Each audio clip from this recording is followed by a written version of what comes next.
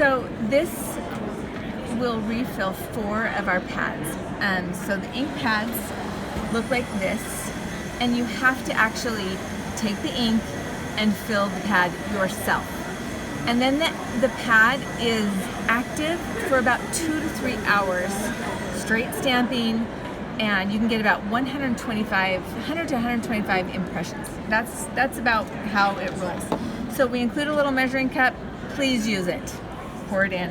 And then we put the little pad into our case. The case is airtight, and that will buy you a little bit more time, okay?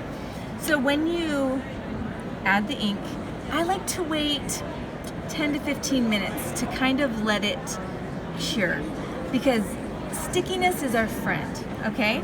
Now, also a stamp. It works with any stamp, but you want to make sure that your stamp is kind of primed, okay? So this is a clean stamp. I stamped it 4 or 5 times, and now actually look, it's actually sticky, okay?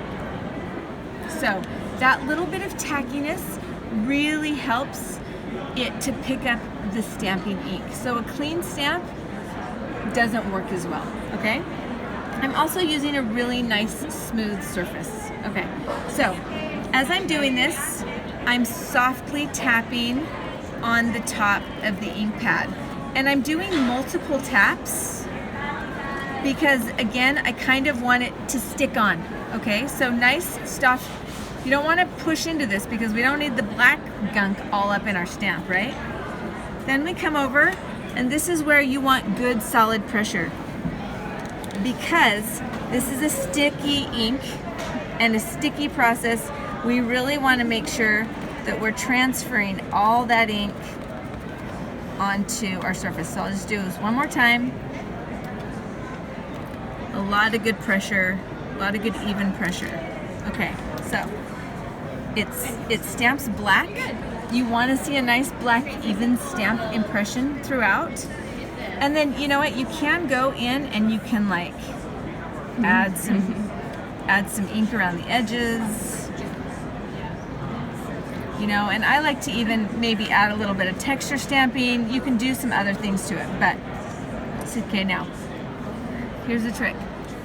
We want to make sure that it's completely dry before we put it through the ink, okay? So because I kind of scraped it on the edge, it's a little bit thicker. So I'll usually like lay it on the mink. It's nice and hot. The mink is at a 5. So we want that really high temperature. And I'm actually going to close my case while I'm working, just to preserve some life expectancy there. All right. This is looking pretty good. A lot of people have asked me, can I use a heat tool to dry it? Yes, you can. Absolutely. All right, I'm going to use one of my new foils. To be completely honest, any toner reactive foil will work. It has to be toner reactive. So look for that in your foils. And then I'm going to go ahead and send that through. I love to use, you know, the rainbow foils, the leopard foils, the sparkly foils. They're all super fun to use. In fact, even on this one, I'll just show you while we're waiting. I actually used color shine on the background here, and then you can see, I just want you to try to see the detail. You can totally read these little teeny tiny stamps with that sparkly foil. You can also, I'll also show you that you can layer the foil. So you can stamp, foil, stamp, and foil. And we get some beautiful layering even on these stamps. Okay, so let's see how we do. All right, hopefully you can see this in the reveal. So you kind of see the pink foil. Let's see.